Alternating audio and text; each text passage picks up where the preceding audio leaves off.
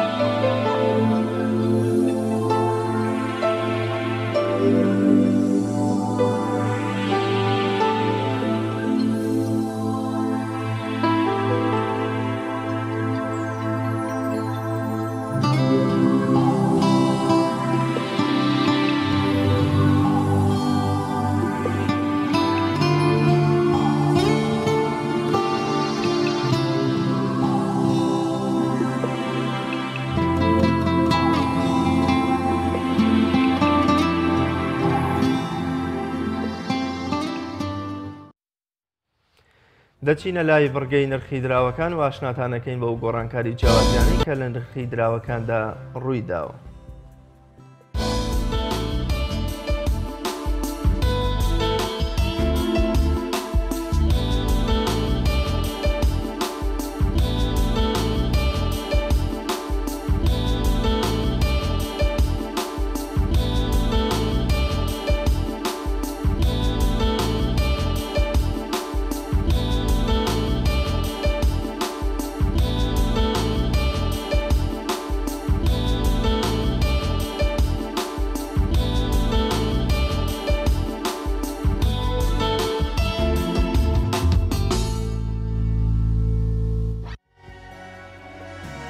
دەچینە لای بڕگەی یادەوەریەکان کە بڕگەیەکی هەمیشەی پرۆگرامی پەیامی ڕۆژە و باس لەو ڕوودا و مێژوە گرنگانە دەکات کە لەم بەروارەدا و لە ساڵانی ڕابردوودا ڕوویاندا ئەفەرمونون با پێکەوە بینەریان.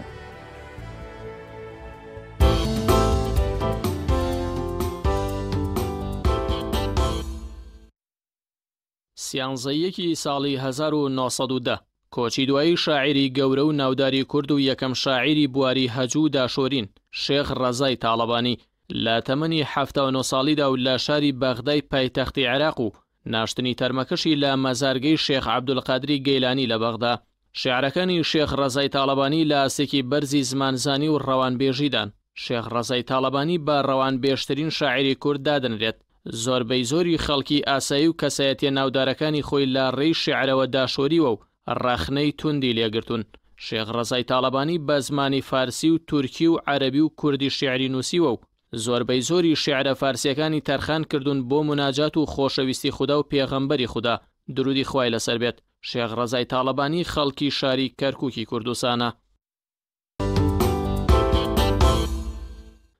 سیانزەیەکی ساڵی 1993 کۆچی دوایی نووسەر و شاعیر و ڕووناکبیری گەورەی کورد جەلالی میرزاکەریم بە نەخۆشی دڵ لە شاری هەولێر و لە تەمەنی 58 ساڵیدا. جەلالی میرزاکەریم یەکێک بوو لە شاعرە نوێخوازەکانی کورد و لە سەرەتای ساڵانی حەفتاکان لەگەڵ کۆمەڵێک شاعری دیکەدا گروپی ڕوانگە بۆ ڕزگارکردنی شیعر لە چاقبەستووی و بردننی بەرەو نوێگەری دادەمەزرێنن. دوای نسکۆی شۆڕشی ئەیلول جەلالی میرزاکەریم کوردستان بەرەو ویلایەتە یەکگرتووەکانی ئەمریکا جێدەهێڵێت و تا پاش ڕاپەڕین ناگەڕێتەوە. پێشکۆچی دواییشی بەڕێوەبەری ڕادووی حکوومەتی هەرێم بووە.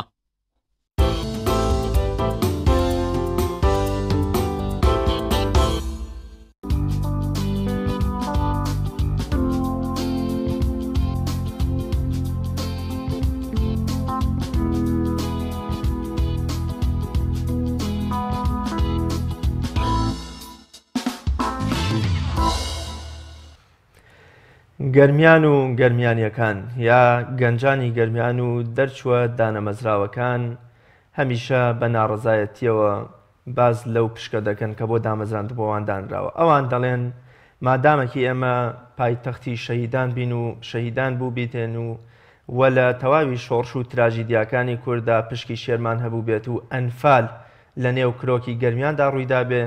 و تەواوی بیرە نەوتەکان و سامانە سروشتیەکان لە بەشێکی زۆری لە گەرمیاندا بێت تەنها دووکەڵ و چەرمەسەریەکەی بۆ ئێمە بێ و ئەوە حاڵ گوزەرانی جادە و ڕێکەوبان و دامەزراندنمان بێ ببورن. حەقی خۆمانەکەوە پشکی شێرمان بەربکەوێت لە دامەزراندن. ئەمڕۆ ئێمە نوێنەری یەکێ لە نوێنەرانی قوتابیەت دەرچووە ناڕازیەکان میوانی بەرنامەکەمانە بێت لە کەلارەوە بەڕێز سیداد جومعە. سڵاوت لێ بە کاک سیداد ئەم کاتت باش، سپاس بۆ دەرفەتەی کە بە ئێمەت بەخشی. سەرەتا با بپرسین ناڕەزایەتی ئێوە بۆچی جیاواز لە شار و قەزا و ناحەکانی دیکەی کوردستان ئێوە ناڕازین و داوای دامەزراندنی زیاترەکەن؟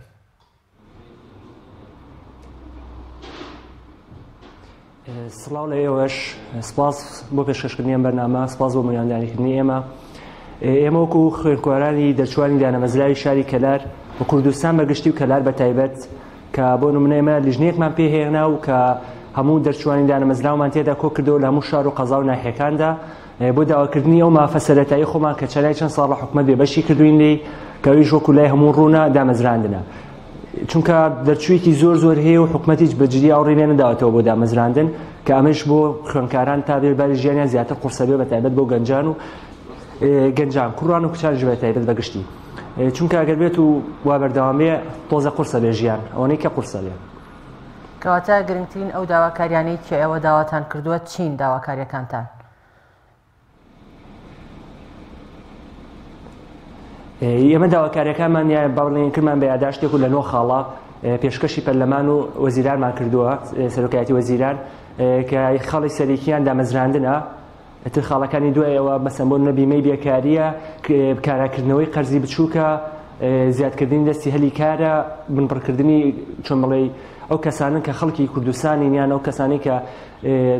شەهادەیەکیان نییە کە ئیشەکەن کە بە تەسکەی حزبی بە شتێکی ئیشێکیان کردووە دەست بنبڕکردنی ئەوانەیە بۆی شەهادەداران ئەم شتان ئەوانەی کە زانکۆیان تەواو کردووە یان پەیمانگەیان تەواو کردووە ئەمان بخرێتن شوێنەکانی ئەوان. پێتان وایە کە وەڵامی ئەم داواکاریانتان بدرێتەوە یان ئێوەش بە هەمان شێوەی چینەکانی تری کۆمەلگا پشتگوێ دەخرێن و هیچ وەڵامێکیان نابێت بۆتان؟ هەتاکو ئەم دەقە پشتگوێ خراوین، بەڵام ئێمە بڕێریەوەمان داوە کە بەردەوام بین هەتاکو وەڵاممان هەدرێنەوە. ئەگەر وەڵامتان نێنەوە دوجار چ ڕێگایەکی تر دەگرنە بەر؟ ئێمە تاکو ئەم دەقا بە چۆن بڵێ بە شێوازێکی زۆر مەدەنیانەوە هێمنانە هەوردمانە، بەڵام ئەگەر بێت و وەڵامان نەدرێتەوە کاتەبی مش چۆنڕێی هەڵوێستی کەمانە بێت، چونکە خەڵک بە تایبەت هەمووی داوای ئەوەکەن کە بۆ نمونە بە ئاقارێکی ترابی بین خێمە هەڵبین درێژەی پێ بەڵێ ئەمە وتمانە نەجارە هەر بە چاوەڕێکی تا وەڵامانەدەوێت بەم شێوەیە منانەیەکی بەڵام ئەگەر بێت و حکومەتەروا بێ باکانە بێ لێمان ئەوەی ئێمە ئاقاری کەمانە بێ هەڵوێستی کەمانە بێ ژمارەی قوتابیەت دەرچووە دانەمەزراوەکان یا ئەوانەی کە ئێستا ناڕازین و ئامادەی خۆپیشاندان و بە جۆرە لە جۆرەکان هەڵوێست وەرگتن وەکوێەوە چەندن و لەکوێ ڕۆژانە بۆ نمونە داواکاری و ناڕزایەتی خۆتان دەرەبڕن؟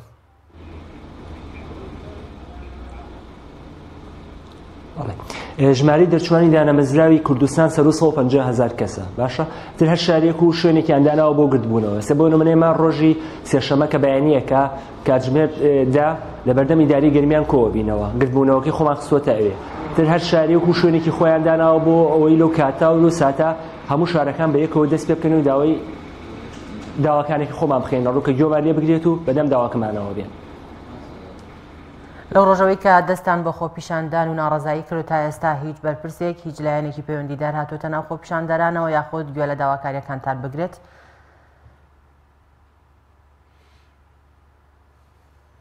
لە کەلار کە ئێمە کردمان پێشتر لە بەردەم قایمقامی کەلارە کردمان کە شەهاب هاتە لامان گوێی لێگرتین و بەڵێنەوەی پێداین کە داواکاریەکەمان بەرزکاتەوە بۆ ئیداری گەرمیان و بە سەرروتر و بە زووترین کات جوابمان بدەنەوە بەڵام هەتا کۆم دقەیە نەک جوابیان نەداێنێتەوە هەر بگرای بە گرنگیشیان نەزانیوە هەر پشتگوێیەکی پشتگوێیان خستنی هەروە نەزانانی هیچ نەبوو بە لە شارەکانی کە لە زۆربەی شارەکانە نا هیچ کەسێک ئامادە نەبوو بڕاتە ناو خۆپیشاندان. زۆر باشە. ئایا هیچ پشکێکی دامەزراندن لە ناوچەی گەرمیان کراوەتەوە کە ئێوە ئاوا خۆپیشاندان و ناڕزایی ئەنجام بدەن و گەنجان بێبەش من لەو دامەزراندنە؟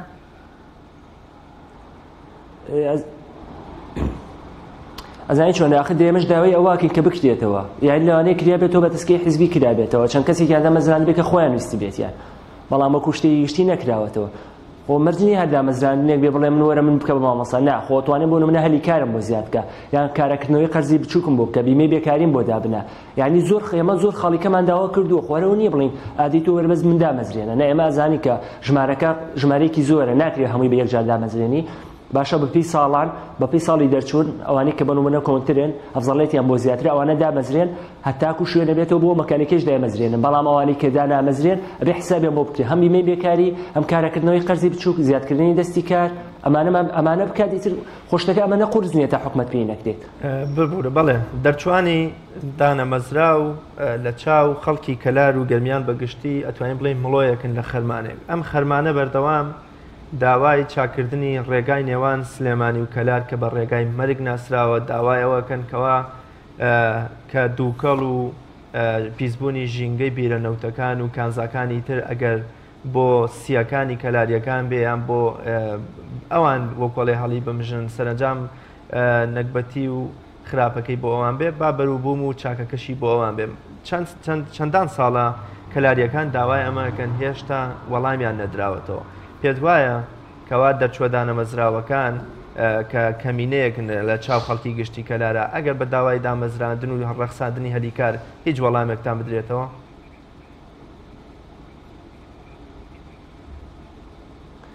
بەڵێ دەریا لە دڵۆپێکی ئاو دروستە بێ یعنی تۆ ئەگە بڵێ ئێمە کەمینەی تریچمان بۆ ناکردنا ئەمە نابێ بە پێوەریە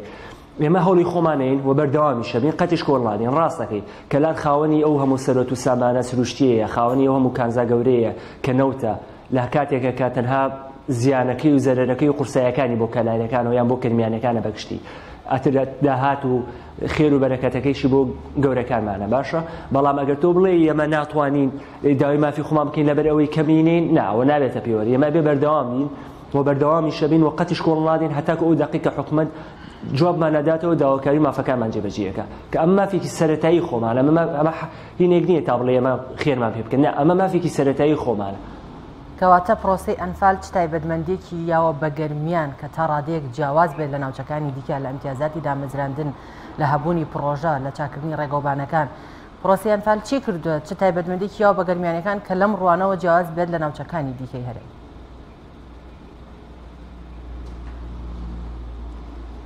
ئەف وەڵایی سەوتت باش نادەتوانیت بەرەکەیتەوە مەبەستمانەوەی کە پرۆسەی ئەنفال وەک دەزانین کە گەرمیان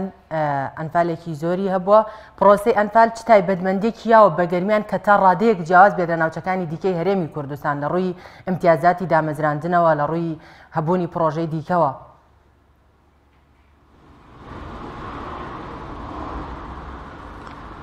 خۆی ئەوەی کێشەکەی هەر نەک جیاواز نەبووین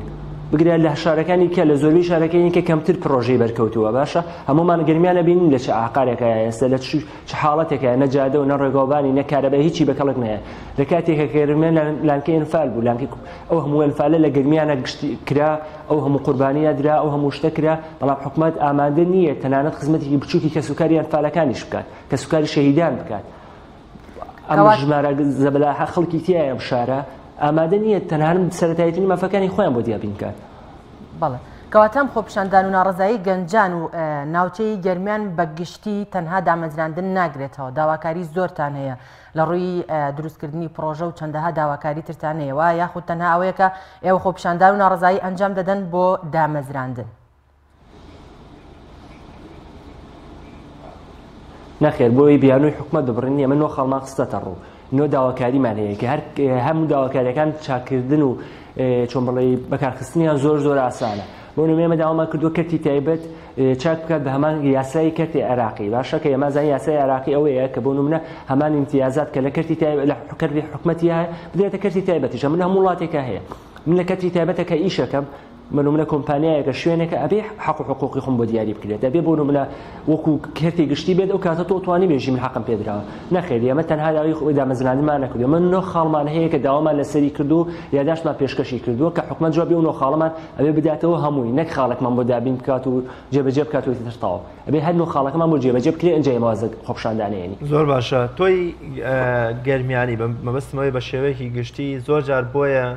ئەندام پەرلەمانێک دەنێریتە پەرلەمان بەرپرسێکی حیزبی بەرزەکەیتەوە بۆ پلە باڵاکانی حیزب وەزیرێکت هەیە بۆ نمونە کۆمەڵی کەسایەتی گەرمیانیەکان کۆمەڵی خەڵکیان لە پلە باڵاکانی حکومەت و حیزبداهن بۆچی ئەوان تا ئێستا نەیانتوانیوە بەدەم داواکاریەکانی ئێوە بێن و ببنە پێشەنگ و پێشڕەوی ئێوە لە داواکاریەکانتان بۆی زیاتر هەم حیزب هەم حکومەت هەم پەرلەمان لایەک لە داوا و مافەکانی ئێوە بکاتەوە.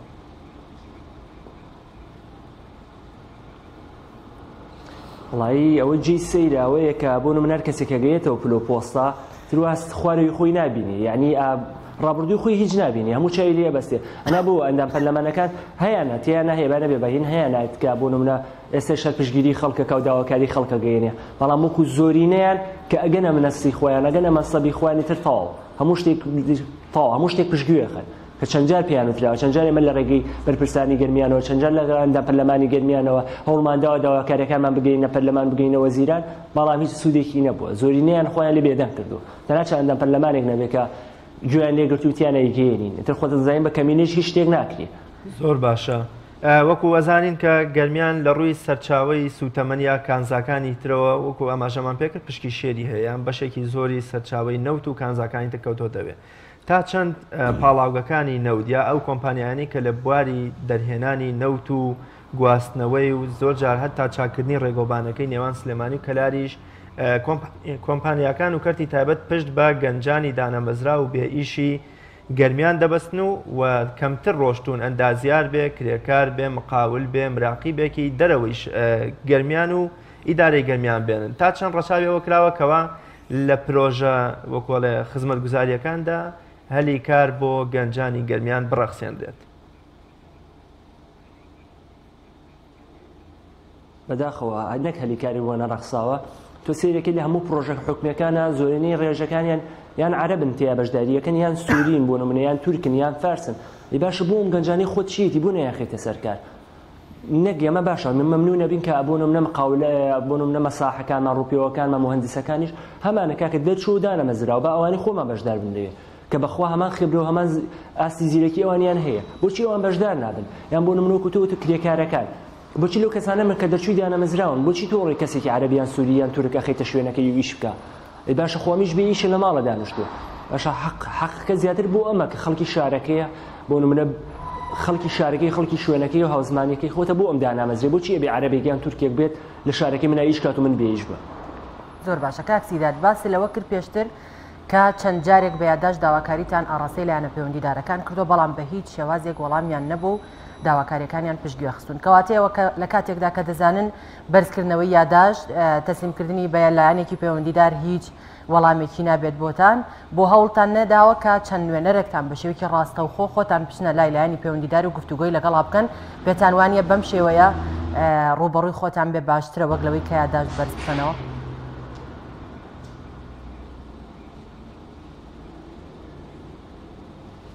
بێگومان وایە ئەمە هینیەوەشمان کردو خۆمانش بڕۆینە پەرلەمان داوەمان کرد داوای چاوپێکوتنمان کرد کە کاتێکمان بۆ دیاریکە چکە خۆ دەزانین پەرلەمانی ئێمە وایە بێ کاتی بۆ دیاریکەی دوای بزان خۆیان چ کاتێکیان پێ باش ئەنج پێت ئەڵێن دیاڵا ئەنج تۆ وەرە و لەگەڵ تا کۆ بمەوە ئەو بۆ پێشتر داوامان کرد بەهۆی پشووی پەرلەمانەوە نەکرا و پێشتر داوامان کرد جاریکە داوامان سەرەتا کە داوامان کردیان بەهۆی کۆنگرەوە ناکرێت کۆنگرەیەکی نیشتیمانی کوردستان چونکە ڕاستفایەق لەوێ نەبوو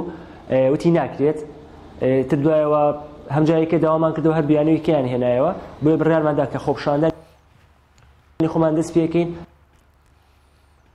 هەتاکو و کاتەی ئەڕۆینە پەرلەمان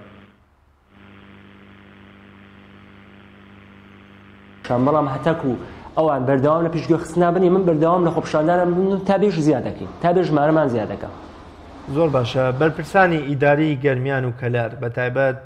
قایم قام و سەرۆکی شارەوانی لەم بێمافیەی ئێوە نەبوونی هەلی کار هیچ حساب نەکردنێ بۆ ئێوە لە دامەزراندن و هەتا لە کەرتی تایبەتدا بۆچی ئەوان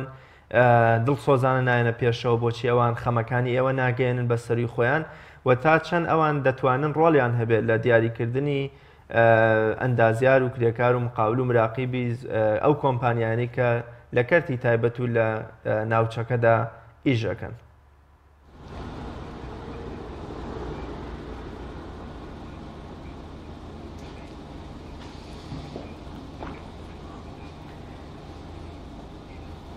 ئەگەرتوان ڕۆڵێکی سەرێکی ببینن بە تایبەتی بۆ هەلی کار چکە تۆ بەرپرسی ناوچەکە ئەوە ینی چۆنەوە توانێت ناتوانێت ڕۆڵێک ببینیانی چۆن ئەو ناتوانێت کۆمپانیایەک بۆ من دامەزرێنێکە من تیاری ئیش بکەم باشە خۆ کەلار مەسەح بەڵێ بەردەوام بەڵام بۆچی تا ئێستا ڕۆڵیان نەگێڕاوە لە کاتێکە ئەوان ئێوە بۆیە ئەوانتان کردوتە بەرپرسی داری خۆتان کەەوە خەم و کێشەکانتان بۆ چارەسەر بکەن و مافەکانتان بۆ دابین بکەن بۆچی تا ئێستا بە ڕۆڵی سەرەکی خۆیان هەڵنەستاون وەکو جەناب داماشی پێکی.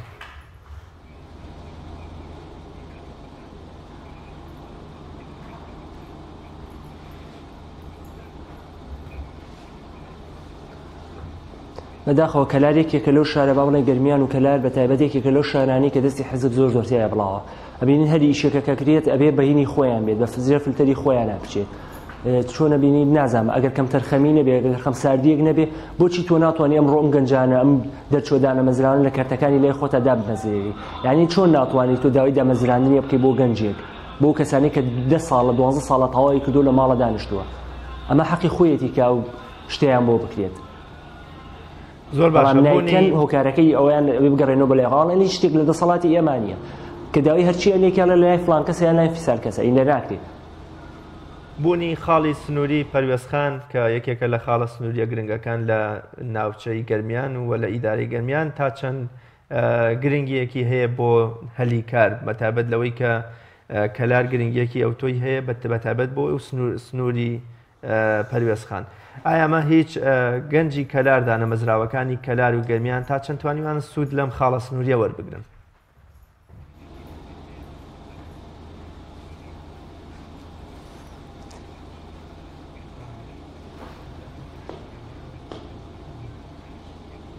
وڵای و خاڵە سنووریە تاکە سوودێکی ئەوە بوو کە تەنها سارەکەیان بەناو کەلارە ڕۆدانای سوودێکی بۆ ئێمە نەبووە تاو هیچ سوودێکمان لێ نەبینیەوە بڵێن گەنجێکی دانەمەزرا و سوودێکی لەو پەرۆزخانە بینیوێ ئەگەر هەوڵی خۆی نەبوو بێ. ئێوە چ تەنسیق و کۆنتاکتێکتان لەگەڵ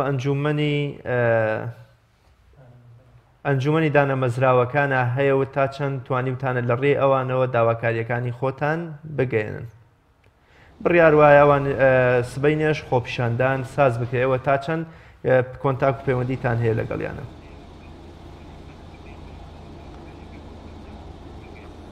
بەڵێ ئەمەوە زیاتر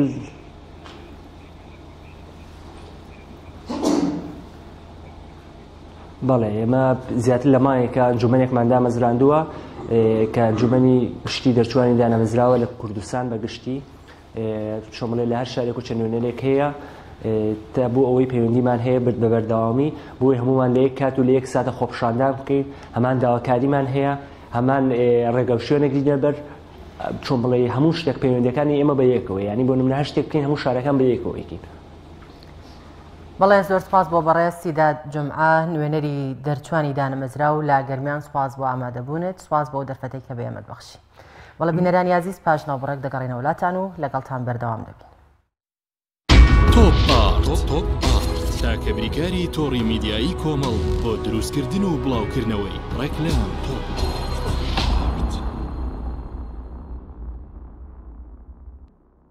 ئایا تا ئێستا کێشەی کارەبات هەیە؟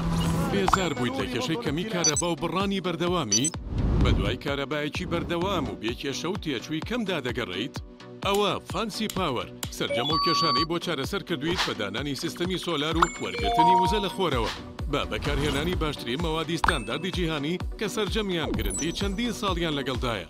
بە سەرپەرشتی ئەندازیار و ستافی شارەزا و بازمون کارەکان جێبەجێ دەکرێن. ئەم سیستەمە دوورە لە تێکچوون و هیچ تێچوویەکی ڕۆژانەی نییە. هەروەها بە دۆستی ژینگە ناسراوە و ژینگە لە پیسبوون دەپارێزێت. فانسی پاوەر بۆ داهاتوویەکی ڕووناکتر. ناونیشان سلێمانی شەقامی مامۆستایان نزیک شەقامی قەنات تەلاری جاسەنا 0 1970 سیلیکۆنی واشێری حراری براندێکی نوێی سەردەمیانە و ڕێگە پێدراوە و ئەڵمانیە بەکاردێت بۆ سەرجەم و شوێنانی کە حرارین و گەرماتەیاندا لەسەر و 380 پلەی حراریەوەیە. ئەم سیلیکۆنە توانای چاکردنەوەی سەرجەم شکاویەکانی هەیە. سیلیکۆنی واشێری حراری توانای چاکردنەوەی بەشەکانی ئۆتۆمبیل و بەشی میکانیکی کارگە و شوێنە بەرهەمهێنەرەکان و چەندین شوێنی تری هەیە. ئەم سیلیکۆنە گەرانتی لە 100% لەگەڵدایە و توانا و هێزەکەی سەرسامت دەکات.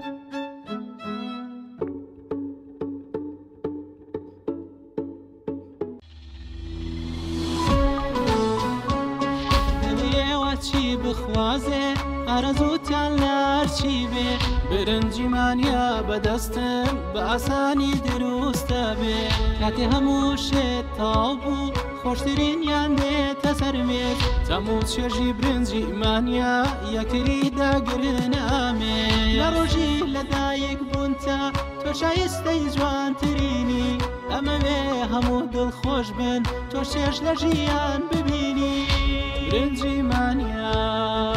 هێزی خوانە شایستەی ماڵ و میوانە. برنجی 11 هندی و 11 پاکستانی مانیا بە تام و چێژ و ناوازە و تەنیا تاکە برنجە لە هەموو ئەوروپا بەکاردێنرێت. ئەم کوڕانەوی چالاکە حەزی لە چپسێکی چاکە بۆیانینی لای تاکە زۆر تەندروستە و زۆر پاکە. ئەم چەشناوی باریە حەزی لە چپسەی نینیە نینی تامی سروشتیە هیچ چپسێک وەک ئەو نییە. هەژوانیش کوڕێکی جوانە حەزی لە ئاهەنگێرانە لە یادی لەدایک بوونەکەی چپسی نینی بوو هەڵبژار دەکەی. نینی هاوڕێی مناڵانە تامی خۆشە و بێزیانە بۆن و ڕەنگی هەمە جۆرە شێوە و قەبارەی زۆرە. بشاری نینی تامێکی لە یاد نەکراو. تۆپ تاکە بریکاری تۆڕی میدیایی کۆمەڵ بۆ دروستکردن و بڵاوکردنەوەی ڕێکلام تۆپ.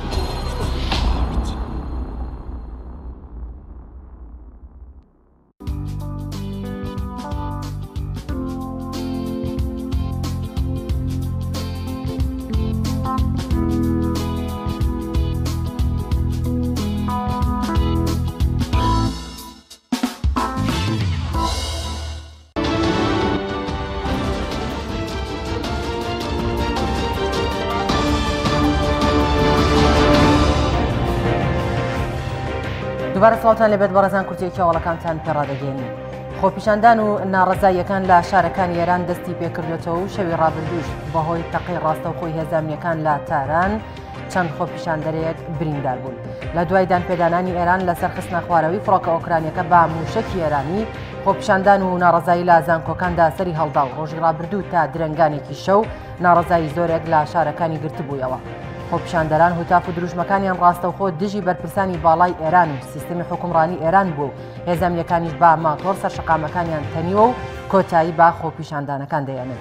ئەوەی جێگای سەرنجە حکوومەتی ئێران با پێچاوانەی خۆپیشاندانەکانی مانگی ڕابردوو هێڵەکانی نەپچڕاند و ڤیدیۆ و دیمەنی خۆپیشاندانەکانی تۆڕە کۆمەڵایەتەکانی تەنیوە. دۆناڵد ترامپ جارێکی تر بە زمانی فارسی توێتێکی نووسی و تێدا دەڵێت بۆم گرنگ نییە ئێران دانوستان دەکات یاخودنا گرنگەوەیە چەکی ئەتۆمیان نەبێت و خۆپیشاندەرانی خۆیان نەکوژن.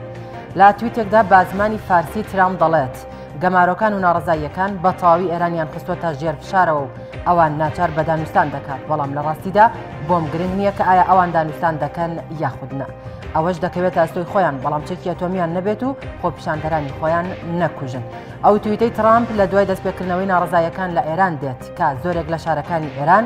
شەوی ڕابردوویان بە دەنگی ناڕزایی خەڵک و دەنگی ماتۆڕی هێزە ئەمنیەکانەوە تێپەڕات.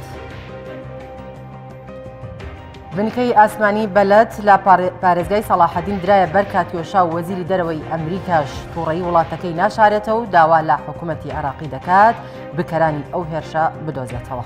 شەوی ڕابردوو بنکەی ئاسمانی بەلەد لە پارێزگای سەلاحەدین بە 8 موشکی کاتیۆشا لە سەرچاوێکی نادیارەوە بۆردومان کراوە و ئەفسەرێک و سێ کارمەندی هێزی ئاسمانی عێراقی بریندار بوون. مایک پۆمپیۆ وەزیری دەرەوەی ئەمریکا لە تویتێکدا ڕایگەیاند ئەوان تووڕەن لەو هێرشەی کراوەتە سەر بنکەی بەلەد و داواش لە حکوومەتی عێراق دەکات بکەرانی ئەو هێرشە با سزای خۆیان بگەێنێت. بنکەی ئاسمانی بەلەد با گەورەترین بنکەی سەربازی لە عێراقدا دەنرێت و 64 کیلۆمەتر لە بەغدای پایتەختەوە دوورە لە ناوەڕاستی هەشتاکانی سەدەی ڕابردوو لەلایەن ڕژێمی پێشووی عێراقەوە دروست کراوە. پەرلەمانی کوردستان خوێندنەوەی دووەمی بۆ 4 مادەی پرۆژە یاسای چاکسازی کرد و ئەم ڕۆژ بەردەوام دەبن لە تاوتوێکردنی پرۆژە یاسای چاکسازی. تا درەنگانێکی شەوی ڕابردوو پەرلەمانی کوردستان بە ئامادەبوونی وەزیرەکانی حکوومەت تاوتوێی پرۆژە یاسای چاکسازی کرد و لە کۆی 21 مادە خوێندنەوەی دووەم تەنها بۆ 4 مادەی پرۆژە یاساکە کرا. ئەو مادانەی کە خوێندنەوەی دووەمیان بۆ کراوە بریتین لە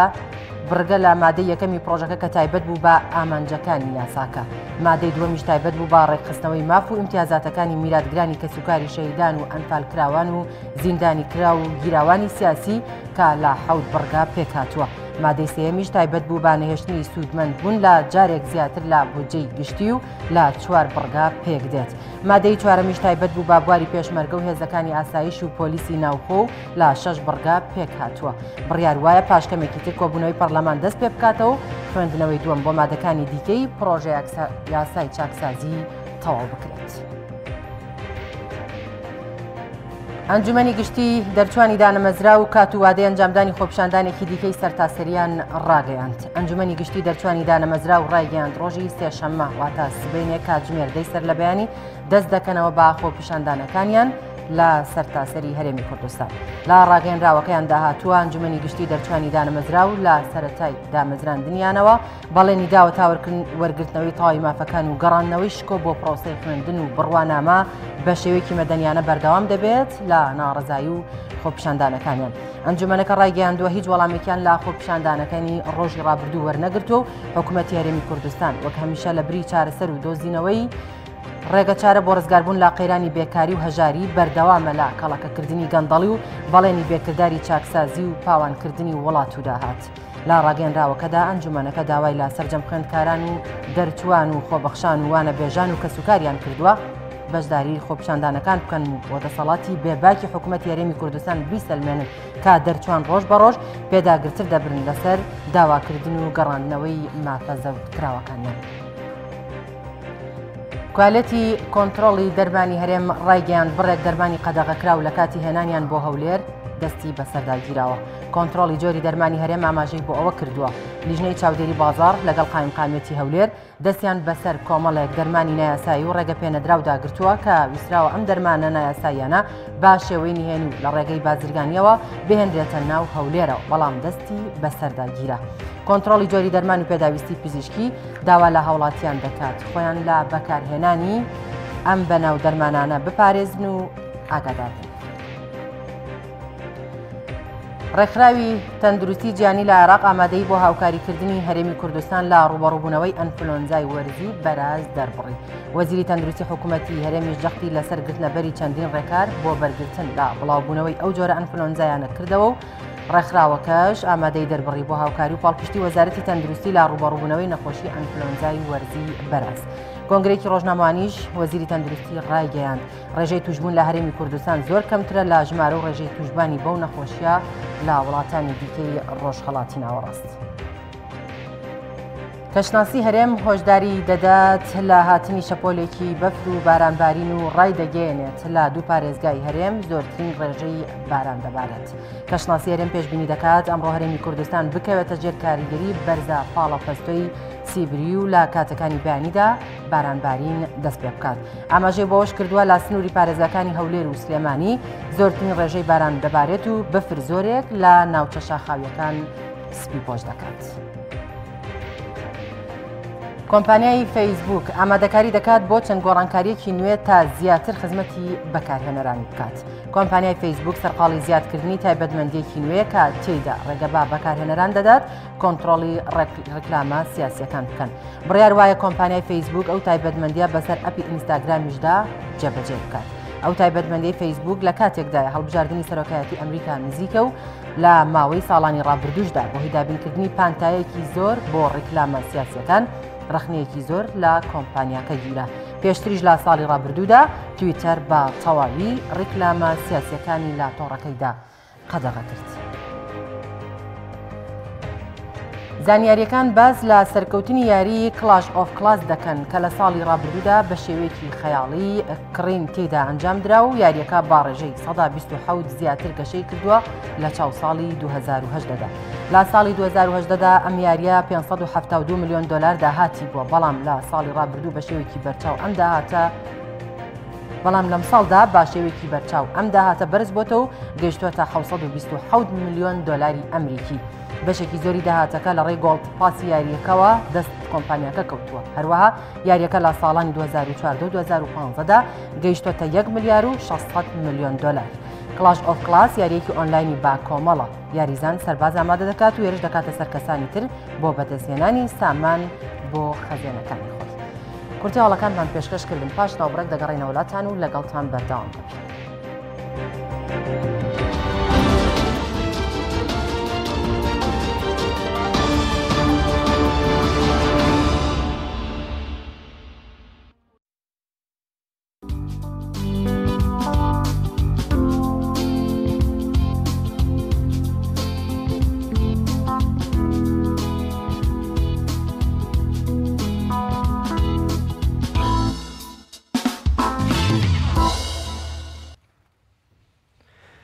ئیسلام لە نێوان دروشم و کرداردا تەوەری دووەمی بەرنامەی پەیامی ڕۆژە بێ. بێگومان ئاینی پیرۆزی ئیسلام لەگەڵ هاتنیدا ئەوەندەی گرنگی بە کردار و بە عەمەلداوە واتە ئەوەندە هەوڵی داوە لە ڕێی کردارەوە بەیانی پەیامی خۆی بکە، ئەوەندە هەوڵی نەداوە دروشمی باقی و بریق و قسەی جوان و بێناوەڕۆک پیشانی مرۆڤایەتی بدە. بۆیە پێغەمبەری خوا صلی الله علیه وسلم وێنای ڕۆژی قیامەتمان بۆ کاکە ئەبوو هوڕەیرە دەیگەڕێتەوە لە فەرموودەیەکی سەحیحا کە یەکەمین سێ پۆلێک کەوا دەخرێنە نێو ئاگری دۆزەخەوە سێ کەسایەتی بە ڕواڵەت و بە قسە موسڵمان بەڵام لە ناوەڕۆکا پێچەوانەی بۆ چوونەکانی خۆیان ئەوانیش یەکیان شەهیدێکە و یەکیان کەسێکی سەخاوەت و بەخشندە و بازرگانێکی دەستڕۆیشتوو بووە لەگەڵ قورآن خوێنێکاکەوە کاریان بەو عەمەلە نەکردووە خۆیان لە دنیادا لەسەری بوون. بۆیە ئێمە ئەمڕۆ قسە لەسەرەوەکەین کە ئێمە تا چەند کوشتەی دەستی دروشمین و دوورین لە کردار. وڵاتانی ئەوروپی بە کردارێک پێشکەوتن بە بێوەی لەوە چێ هێج وەکو ئێندە ئێمە قسەیان نەبێ وتار و نووسین و دروشمی جوان و باقوبریخیان نەبێ، بەڵام ئەوان گەشتونەتە لووتکەی داهێنان و پێشکەوتن ئێمەی ئومەتی کرداریش لە دواوین. بەڕێز مامۆستا دلێر حەمە کاکەبرا زانای ئاینی میوانی تەوەری دووەمی بەرنامەی پەیامی ڕۆژەیە بۆ قسەکردن لەسەرە و تەوەرەی ئیسلام لە نێوان دروشم و کردار. مامۆستایان زۆر بەخێر بێ و سپاس بۆ ئامادە زۆر بەخێر بێ. سەرەتا دەپرسین ئاینی پیرۆزی ئیسلام هەر لەگەڵ هاتنیدا پێغەمبەری خوا صلی الله علیه وسلم تا چەند بۆنە زیاتر گرنگیان بە کردار و عەمەلداوە. ئەوەندەیە بینی پێغەمبەری خوا صلی الله علیه وسلم تەنانەت ئەو شتانشی کە پێی دەگوترێت سنت خۆی ئەنجامی داون خۆی لە خۆیان تەطبیقی کردوون ڕێی کردوونەتەوە اینجا هاوەڵان سەیریان کردووە سەرنجام بووە بە شتێک وەکو دروشمێک بەڵام لە ژیانی خۆیان واقع و عمل بووە. بەناوی خوای گەورە درود و سڵاوات لەسەر گیانی پاکی پێغەمبەری خوا صلی الله علیه وسلم دەستخۆشی بۆ ئێوەش کە ئەم تەوەرەتان هەڵبژاردووە. بەڕاستی ئەم تەوەرێکە کە جێی خۆیەتی قسەی زۆر لەسەر بکرێت چونکە ئێستا ئێمە لەم زروفا گیرۆدەی دەستی ئەوەین کە قسەی زریق و باقی زۆرمان بۆ ئەکرێت لە زۆر شوێنە دەدرێت بە گوێمانە بەڵام بۆ شێوازە دەرناچێت لە کردارە وان نییە لە گفتارە شتێکە و لە کردارە شتێکی ترە. ئەگەر ئێمە بین جوابی وەڵامی پرسیارەکەی جەناب دەبەمەوە ئیسلام تێڕوانینێکی زۆر جوانی هەیە بۆ مەسەلەی قسە و عمل قسە و کردار و گفتار و کردار. بۆیە ئەگەر بین سەرەتای ئیسلام بکەین ئەلئیسلام و ئیمان پێک هاتووە لە قەول و عمل یعنی زۆربەی زۆری ئاەتەکان خوا ئەفەرمێ ئین الذین آمنوا وعملوا الصالحات یعنی ئەوانەی کە ئیمانیان هێناوە و کردەوەی چاکیان بە ئەنجام گەیاندووە چونکە هیچ کاتێک ئیمان بەبێ کردەوە سوودی نییە هیچ کاتێک قسە بەبێ کردەوە سوودێکی نابێت ئەگەر قسە بەبێ کردەوە سوودی هەبوایە ئیمانەکان ئیمان سوودی ئەبوو ئەوە تاخوا ئەفەرمێ دەبێ ئێوە ئیمان بێنن لەگەڵ ئیمانتانە کردەوەی چاکە بکەن خوا فێرمانەکە ئیمان بێنن لە دوای ئیمان خوا کردەوەی بۆ داناوین نوێژ ڕۆژ و حەج زەکات ئەمان هەمووی ئەفعالن ئەم ئەفعالانە وا ئەکا لەوەی کە ئیمانەکەمان جوان بکات ئیمانی ئینسانی ئیماندار بەوا جوان ئەبێ بەوا دەیڕازێنێتەوە کە بتوانێت جوانی بکات تەشبیه نەبێبان نمونەیەک بین وەکو ماڵێک کە ئەگەر بێت و خانوویەک دروست بکرێت ئەم خانووە گەر هیچی تیان نەبێت پێی ئەوترێ ماڵ بەڵام جوان نییە لە هەمان کاتالەوەی خەڵک حەز نەکات تیادا بنیشێ بەڵام ئەگەر ئەو ژوورە چەند گوڵێکی تیا هەڵبواسرێت چەند ڕاخەرێکی جوانی تیا بێت چەند شتێکە ئینسان بتوانێت تیادا بنیشێت خەڵک حەز ئەکاتە بێتە ناو ئەم خانووەوە ئیسلامەتیش بەم شێوازەیە یعنی وەکوەوەی کە بینایەک بێت بەڵام بەچی جوان ئەکرێت بەکردەوە بە نوێژەکان بە ڕۆژ و بە حەج بە زەکات لەگەڵ ئەوەی کردەوە لەگەڵ خەڵکانی تریشە مەرجە کە هەر کەسێک نوێژ بکات ڕۆژ و بگرێت زەکات بات ئەم هەموو ئەفعالانە ئەنجام بات کەسێکی باش بێت و لەگەڵ خەڵکیە بتوانێت بە شێوەیەکی دروست ڕەفتار بکات ئەمە مەرجە ئەمە ئەبێتە بەدیر بۆ ئەو کەسە یاخود کەسی وامان هەیە کە ئەم ڕێکارانەش ئەگرێتە بەرو بەڵام لە هەمان کاتدا ڕەفتاری زۆر جوانی لەگەڵ بەرامبەریە خۆی ئەسڵ لە ئیمان ئەوەیە کە ئینسان کردەوەی جوانی هەبێت یعنی تەبیعەت شتێکە و ئیسلامەتی شتێکی ترە ئێمە ئەگە بگەڕێنەوە بۆ سەردەمی مەکە و مەدینە هەندێک هاوڵ هەبوون ئیمانیان هێنا بەڵام هەندێک تەبیعەتیان هەبوو تەرکیان نەکرد هەتا شکایەتیان هێنا بۆ لای پێغەمبەری خوا صلی الله علیه و سلم ئەم نەفەرە بۆوە ئاکا ڕسول الله صلی الله علیه و سلم فەرمووی ئیسلام تەنها عەقیدە و بیر و باوەڕ ئەگۆڕێت تەبیعەت ناگۆڕێ جا هەندێک تەبیعەتیان هەروایە سبحان الله لێنە ناو ئیسلامی ناو ئیسلامان بەڵام سیر ئەەکەی کردەوەی چاک ئەکەن بەڵام نیان گۆڕێ ئەم نوێژ ئەکەن کە کردەوەی چاکە بەڵام نەی گۆڕیوە لەوەی لەگەڵ دراوسیا چاک بێ نەی گۆڕیوە لەوەی کە لەگەڵ خزمەکانیان چاک بێ ئەمە شتێکە ئێمە ئەتوانین بڵین تایبەت عام نییە یعنی دانەدانەیە کە ئەمە حاڵەتێکی شازە بێ بەڵام ئەو کەسە خۆی زەریلیەکە لە هەمان کاتە بە عمومیەن ئیسلام داوا ئەکا کاتێک کە تۆ کاتێک کە قسە ئەەکەیت کردەوەت لەگەڵ یا هەبێ کاتێک کە من ئەڵێم من بە خەڵکی ئەڵێم ببەخشن دەبێ خۆشم ببەخشم ئێمە ئەگەر بین سەرنجی شتێک بدەین لە قورئان ئاخوای گەورە شتێکمان بۆ تۆمارەکە یا ئەیها الذین آمنوا لم تقولون ما لا تفعلون بدواي او اخوا افرميتي كبر مقتا عند الله ان تقولوا ما لا تفعلون كما اياتك توين لجر روشنايم اياتات شتيك باز بكين هاتشند خطابك بو ايمان دارانه چونك ابن عباس افرمي رضا ورحمتي خوای گوري لبي ام اياته هو كاركي او بو لشاري مدينه هاولا كان داوان اكريان اي بيغمبري خوا صلى الله عليه وسلم حزم ليتي شرقي جهاد كين حزم ليتي امج كافر بكوشين کاتێ ئێشتا جیهاد فەرز نەکرا بوو خوای گەورە ئاەتی ناردە خوارەوە و جیهاد فەرز بوو کاتێک کە فەرز بوو ئەو قسەی کە جەنابەت کردیم دادە سیر ئەەکەین هەندێک لە هاوڵەکان کە داوای تەمەنای جیهادیان کردووە خۆیان ئەرزیەوە لە شەڕەکە ئەچوونە ماڵەوە و دەیان و ئێمە ماڵ و مناڵمان هەیە و زەراعەت ئەەکەین و پیرمان هەیە ینی هەندێک شتیان ئەهێنایەوە بۆیە خوای گەورەش ئاەتی ناردە خوارەوە لم تقولون ما لا تفعلون ئێوە کاتێک کە قسەیەک ئەکەن بۆ جێبەجێ ناکەن یعنی ئێستا من بڵێم شتێک ئەەکەم لە هەمان کاتا دوایی جێبەجێ نەکەم تەمەنای ئەوە بخوازم بڵێم خۆزگەمە دەوڵەمەند ئەبووم تا بمبەخشایە خوا پێمەدا خوا ئەو دەوڵەمەندیان پێدا چونکە خوای گەورە زۆر ڕەزاقە بەڵام ئایا لە دوای ئەوەی کە خوا دەوڵەمەندی کردوم ئەتوانم ببەخشم ئەگەر بەخشیم ئەوام ڕاستم کردووە لەگەڵ خۆمە لەگەڵ خوا لەگەڵ خەڵکیشە ئەگەر پێچەوانەکەی بێت خوای گەورە دەوڵەمەندم بکە بەڵام دەست بگرمەوە نەبەخشم ئەو ئاەتم لەسەر جێبەجێ بێ لیمە تەقولونە ما لا تەفعلون ئەی خۆ باشە من پێ بدای بۆ شتێک ئەڵێیت و پاشان جێبەجێ ناکەیت ئەمە بەڕاستی شتێکی سادە نییە شتێکی بچووک نییە چونکە خوا لە دوای ئەم ئاەتە ئەفەرمێ کەبوڕە مەقتەن عیند الله ئەن تەقولوا ما لا تەفعلون یعنی لای خوا زۆر گرانە بۆ چونکە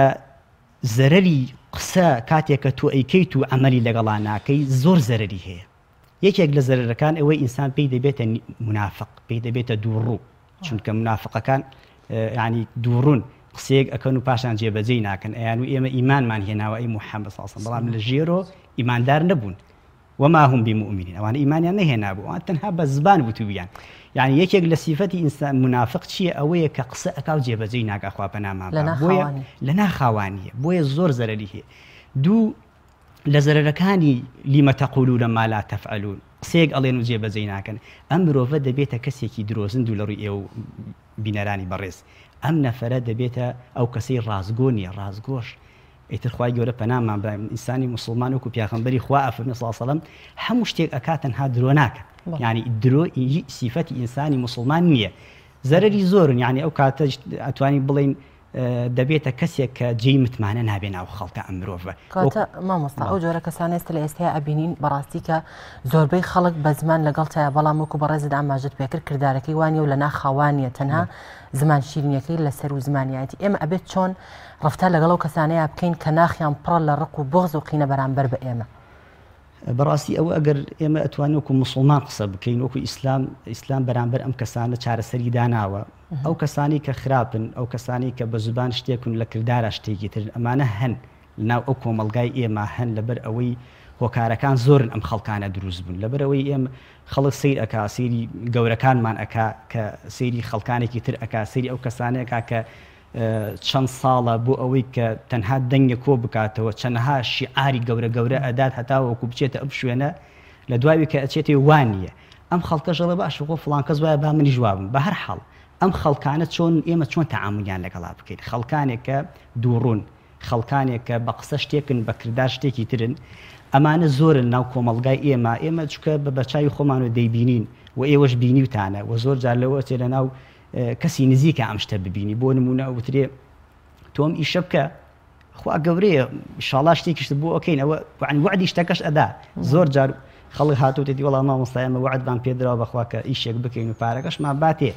لە دوای دەستم کرۆ بە ئیشەکەی نایە پارەکەم باتێ یعنی خۆیتر ئەمە چیە ئەمە ئەو پەڕی خراپەکاریە کە بەرامبەر بەم نەفەرە ئیکا بەڵام مووقیفی ئینسانی مسلمان بەڕاستی دەبێت لێ بوردەبێت چونکە تەبیعەتی مامۆستا زۆر جار سیاسیەکانی ئێمە تەمان ئێمە ئەزانین ئاینی پیرۆزی ئیسلام ئەوەندەی هەوڵ بۆ دادپەروەری و دژی ستەم و گەندەڵیە و ئەوەندەی لەگەڵ ئەخلاق و ڕەوشتە بەرزەکانە ئەوەندە گرنگی بە ڕواڵەت نەداوە بەڵێ لە چەندین فەرمودەی پێغەمبەری خوا صلی الله علیه و سلم بە شێوەیەکی فەرعی باز لە کۆمەڵی ڕواڵەت و سنت کراوەکەوە ئەمانە ڕواڵەتین بەڵام ئەوەندەی کە بە دوای ناخێکی جوان و کۆمەڵی بەهای جوان و کۆمەڵی ئەخلاق و پرەنسیپی جوان و دوورکەوتنەوە لە گەندەڵی و ستەم و کوشتن و بەدیهێنانی دادپەروەری لە کۆمەلگاکە ئەوەندە بەلای شتە ڕواڵەتیەکانە ناچێت زۆر جار سیاسیەکانی ئێمە بەهێنانەوەی کۆمەڵێ دەقی ئاینیا خۆیان ئەڵێ ئێمەش مسلمانین ئێمە سونەین نازانم کە بروسکەیەکی ماتەمینە نێرن دەقی ئاەتی پیرۆز ئەخوێنەوە کە زۆر جار هەر بۆ گەشتێکە چەند عەمرێگەکەن و ئەو ئیحرامەکە بە خۆیانەوە بەستن ئایا ئەمە تا چەند پێویستە ئەمە لەمە ڕزگار بین کە سیاسی ئێمە خەڵکی ئێمە چاوەڕێی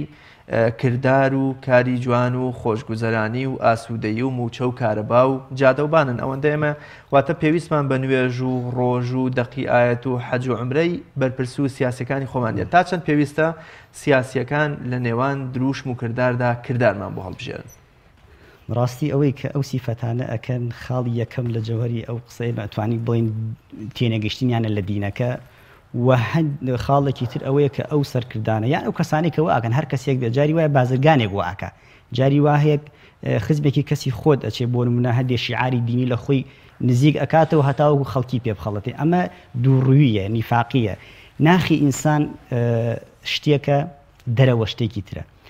جوانی ئینسان لەوا دەرئەکەوێت کاتێک کە ناخی یەک بێ و قسەی دەرەوەی یەک بێت ئەو کاتە جوانە ئەو کاتە ڕۆژوانیەکەی دەرئەکەوێ بەڵام ئەگەر بێت و دەرەوە شتێکە و ناوە شتێکی ترە ئەو کاتە هەست ئەەکەی کە ئەمە بۆنی ناخۆشی لێت یعنی لەناو خەڵکە ئەو پەڕی ماوەیەک ئەڕوە یعنی ئێمە زۆرمان بینیوە کاکریاز ینی خەڵکانێک کە ئاوەهایان کردووە دەستیان بە کەعبەوە گرتووە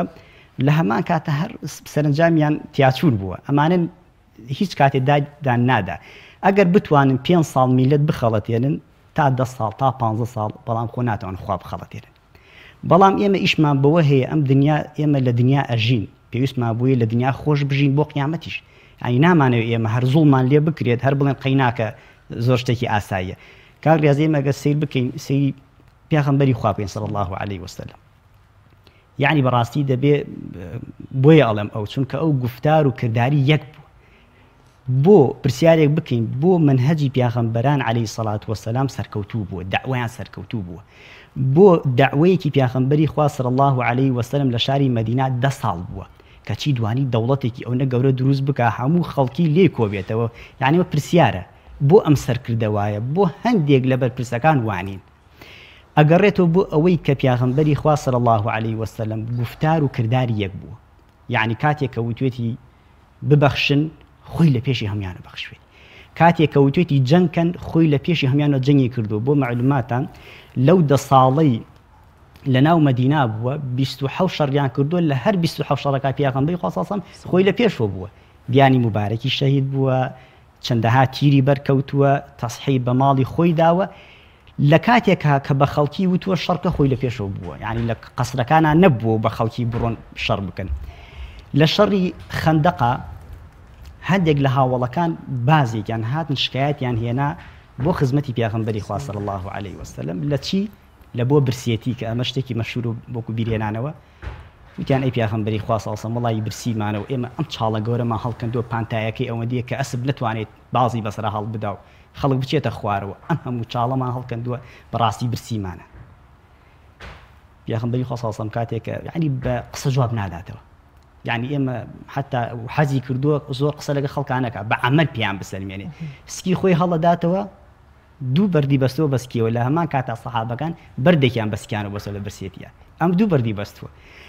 ئەگەر سەرکردەیەک ئاوەها بێ ڕاعیەکان ئەوانی کە لە ژێرەوەن ئامادەیان تیا هەیە خۆیان بن بەکوشت ئەمە چی پێوتری ڕازگۆیی لە قسە و لە گفتارە پیاغەمبەری خوا صلی الله علیه وسلم جارێکیان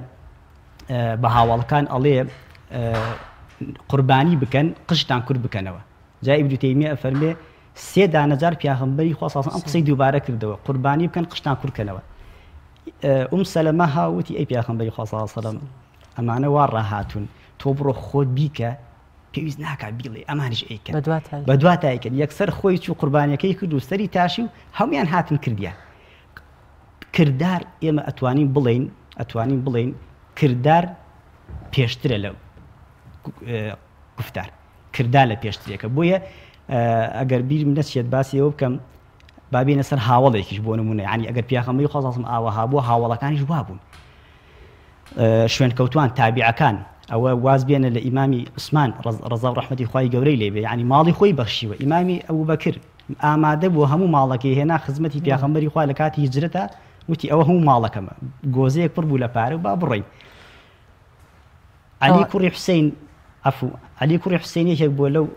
لەو هاوڵانی کە لە دوای تابعین بوون لە دوای ئیمامی علیەوە هاتوونەوەی ئەو بووە کاتێ وەفات کاتێک کە وەفات ئەکا ئەی شۆرن سێرەکەن بە پشتیوە چییە هەمووی شوێنی ئەو تورەکانێک کە بە پشتی هەڵی گرتووە ڕۆشتۆ بۆ فەقیرەکانی بدۆ بەشەوە کاتێ وەفات ئەکا ئەمجا فەقیرەکان خواردنیان بۆ ناڕوە ئەزانین کە ئەمەی تا ئێستا هاتووە علی کوڕی حوسێن بووە پێشتر نازانەوە کێ بووە کرداریان کردووە بۆیە ئەوانیش ئامادە بوون دیفاع لە سەرکردەکانی خۆیان بکەن کەواتە لەم کە ئەم کەم تەرخەمی کە لەم سەردەمەیە هەیە ئەگەڕێتەوە بۆ تاگیان ئەوە کۆمەڵگاکی ئێمەیە کە ئەوەی دروست کردووە کە تاکی ئێمە بە زمان شتێکی تر بێت و بەڵام بە کردار 0 بێت هیچ شتێکی نەبێت تەنها شتەکانی سەرزمانی بێت وڵی بەڕاستی ئەکەڕێتەوە بۆ هەردوو لا ئێمە ناتوانین بڵین چونکە جاری وا هەیە ئێمە ئەو خەڵکانە دروست ئەەکەین کە ئاوەها بن لەگەڵمانە بۆ نمونە زۆر جار ئێمە با نمونەیەک بێنینەوە منداڵێکی خۆمان ئەبیرین جارێک دوو لە ڕووی ئەو بیسەر بینەران درۆیەک ئەکا ئەگەر چاوپۆشی لێکرد دانێتیش ئەکا ئەگەر چاوپۆشی لەکرد دانێتریش ئەکا بۆیە دەبێت دایک و باوک لەو کاتە هەردووکیان شلێک نەشارنەوە بێن بڵێن ڕۆڵە ئەمە مەکە ئەگەر بێت و ئێمە وەلاماننا ئەو کاتە ئەم فێر ئەبێ لەسەر ئەم شتە ئەمە ڕوویەکیانە کاتێک کە خەڵکانێکی منافق و خراپەکە دروست ئەبێ هۆکارەکەی ئێمە وامانێ جاری واشی هەر خۆی لە بنیادیە ئەم کەسە وا فێرکراوە کە ئیلا ئەبێ دووڕوو بێ جاری واژەیە سادەی ئێمە کە ئەو خاڵە پێم خۆش بوو لە سەرەتا باسیەکەم سادەی میلەتی مسلمان کوردی مسلمان وا ئەکا لەوەی کە خەڵک بەرامبەرمان دووڕوو بن چونکە سبحان الله جارێ بە بەرچاوتەوە وعدت پێدا قسە ئەکا دوای وانیە جارێکی تر وعدەدا هەروانیە ێ باشە کاتێک کە جارێک دوو جار سێ جار چوار جار وعدت پێدا کە ئەم وعدە نابادە سەر لە قسە ئەیکا بەڵام لە گفتاران نایکا بەڕاستی دەبێ ئینسانی مسلمان زۆر وشیار بێت یەک جار لە کونێک و مار بیکەسێت بۆ دووەم جار نەیکەسێتەوە جارێکی تر بڕوا بۆ قسە بریقانە نەکەین کە نەک میلەتی ئێمە هەموو دنیا و نەتەوە یەکگرتوەکانی ئەمریکا کە یەکێکە لەو وڵاتانی زۆر باز لە مافی ئافرەتەکە دەبێ هەبێ یەکێکە لەو وڵاتانی زۆر ئافرەتی ئەوچەوسێتەوە باشە یەکێکە لە وڵاتانی کە ئەسڵ ماف هەر نادا بە ئافرەت ماف زۆر شتی تر هێن کە لێرا لەو تێب نەتوانین باسی بکەین بۆیە گفتاریان باسی ئازادی ئەکەن باشە ئەوە ئازادیە تۆ بڵێ ئەگەر لەگەڵ من بی دۆستمی ئەگەر لەگەڵ منی دوژمنمی ئەوکو ئازادی کەواتە گفتاریان شتێکە و کرداریان شتێکی ترە بۆیە دروستکردنی ئەم حاڵەکاتانە هەندێکیان خەتای مرۆڤەکان خۆیان ئێمن هەندێکیان ئەوانن کە نەزانی و نەفامی هەندێک لە مرۆڤەکانی تر هەڵ ئەقۆزنەوە بۆی هاتوۆتە سەر چەند جار وعدەدات و ناشی باتە سەر و میلەتیش لێی پێدەنگە بەڵام لە سەردەمی زووە بەڕاستی ئەبێ سەرکردەوان نەبێ ئەبێ ئەوان خۆیان وانە بن ئیمامی عومەر ڕەزا و ڕەحمەتی خوای گەورەی لێ بێ کابرای تەقادا لە دگا فتیلەیەکی بەدەستوەیە پێی ئەڵێ ها ئەگەر هاتووی بۆ پرسیاری دەوڵەت پێم بڵێ ئەگەر بۆ پرسیاری شخصی هاتی پێم بڵێتی بۆ ئەگەر بۆ پرسیاری دەوڵەت هاتی با چراکە نەکوژەمە فتیلەکە ئەگەر بۆ پرسیاری شخصی هاتووی حرامە ئەم چرا بەدەستی بنێ و من و تۆ بەکاری بێنی حرامە بەکاری بێنی سەی کە سەرکردە ئەبێ خۆی ئاوا یەکڕوو بێ پاک بێ ئەو کاتە خوا ڕۆژ بەڕاستی پاک ئەبێ لا يغير ما بقوم حتى يغيروا ما بأنفسهم مامۆستا زۆر جار تەواوی هەرچی تاکی ئەم کۆمەڵگە هەیە کە پێی ئەڵێ ئەم کارە جوانە بکە دوورکەوە لەم کارە خراپە ئەڵێ من دڵم پاکە ئەمە دروشمێکە کەوا ئێمە ئەمڕۆ گیرۆدەی بووین هەمومان ئەگەر فیرعونیش بێنیتەوە بۆ ئەم کۆمەڵگەی خۆمان هەڵێ دڵم پاکە لە کاتێکا دڵ ئێمە خۆشمان نازانین دڵی خۆمان پاکە چونکە ئەگەر بە شێوەکی مادیش سەیریکەی ئەوە هەرخوا خۆی ئەزانێ ئەم دڵپاکیە هەر لە کچێکەوە ئیگری لە نێرگە لە کێشێکەوە ئیگری لە بەرپرسێکی گەندەڵەوە ئیگری حتا لە کابرایەکی مولحیدەوە ئیگری هەر ئەڵێ دڵم پاکە تا چەند پێویستە ئێمە ئەمڕۆ لەم دروشمە خۆمان ڕزگار بکەین مەبەستمەوەیە زۆر جار ئەم دروشمە وای کردووە مادەم دڵم پاکە ئیدی با بڕۆم دەنگ بدەم بە دەیان خەڵکی بێدین و گەندەڵ و نابەرپرس بە کۆمەڵگەکەم کە ئەمە سەرنجامی کۆمەڵگە و ئیدارەدانی کۆمەڵگەکەمە تا چەند پێویستە ئێمە لەم دروشم باسیە دوورکەوینەوە خوا پێمانە فەرمێ سیراتی مستەقیم بگرێت لەگەڵ کۆمەڵی مسلمانانە بە ئەگەر کەمیش بن ئەگەر موچەیان نەبێ ئەگەر بندیواریان نەبێ تا چەند پێویستە کابرایەکەوە لەچکی بەسەرەوەیە حەجی کردووە خێر و خێرا دەکات بەڵام هەموو ڕەنج و وزە و دەنگ و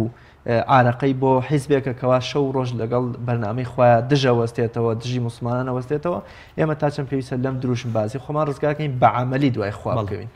کاگرێز لە سەرەتا باسی ئاەتێکە کرد کە خوا ئەفەرمێت لە زۆربەی قورئانە یعنی ئاەتێک نییە کە باسی ئیمان بکا کردەوەی چاکەی بەدوانەیە ئیمان لە دڵایە ئەوەی کە جەنابەت باسیەکەی دڵ پاکیەکە ئیمانەکەی هەر کاسێکەوتی من ئیمانم هێناوە ئەمە ئیمان چۆتە ناو دڵیەوە بەڵام بە چیا بزانین تۆ دڵت پاکە بە چیا بزانین پێوەیەکمان هەبێ بۆ ئەوە لە هەموو دنیا کاتێکە ئەوترێت ئەم تەلەبە زیرەکە بەچی ئەزانی ئەم تەلەبە زیرەکە ئەم قوتابیە زیرەکە ئەبێ هەڵسەنگاندنێکی بۆ بکرێت لە ئەنجامی ئەم هەڵسەنگاندنا بۆ دەرئەکەوێت کە ئەم نەفەرە ئەم مناڵە ڕاستە زیرەکە یان زیرەک نییە ئێمە بەچیا بزانین ئەم نەفەرەی کاتێک کە شیعارێکی بەرز کردوتەوە دڵم پاکە دڵپاکی دەبێ شتێک بیسەلمێنێت کە دڵت پاکە دڵپاکی ئایا بەوە تۆ دڵت ئەگەر پاک بێت دەبێت لەگەڵ خوا پاک بێت یەکەم جار منداڵێک کە ئەگەر ئەڵێ من چاکم یەکەم جار ئەبێ لەگەڵ دایک و باوکیا چاک بێت تەشبیه نەبێ بۆ خوای گەورە ئەم نمونەیە کاتێک کە ئەو کەسانە ئەوتری ئێمە پاکین دڵمان پاکە دەبێ ئەم دڵ پاکیە دەری بخا بە عەمەلی باشە تاقیکردنەوەکێ تۆ کە دڵ پاکە خوایە کە هەمومانی دروست کردووە پێت ئەڵێ چاک بە نوێژ بکە بەگوێی ناگەی کەواتە ئەم دڵە نەخۆش با ئەو شیعارە بەرزکاتەوە لە ئیسلامە ئەم کەلیمەیە ڕەفزە ڕاستە کاک ڕیاضی ئێمە ئەتوانی شتێکی تر بڵێن کرد چاکەبوون لەگەڵ خەڵکییا شتێکە و ئیمان شتێکی ترە ئێمە ئەمەمان تێکەڵ نەکەین زۆر جاری وا هەیە بەڕاستی ئەمە ئەگەرێتەوە بۆ سەر شەخسەکان بۆیە پێشتر باسمان کرد عادەتی وایە ئەم نەفەرە عورف تەبیعەتی وایە خەڵکێک هەیە کەسێک هەیە ڕاستە ئیماندارە بەڵام سوبحان الله سیفەتی ناشرینی هەیە بەڵام لە هەمان کاتە خەڵکانێک هەن ڕاست ئیماندارنی بەڵام هەندێک سیفەتی هەن کرداریان جوانە بەڵام ئەم کردانە جوانە بۆ دنیاە خوا پێی خۆشە حەزی لێتی مرۆڤ لەگەڵ مرۆڤ چاک بێ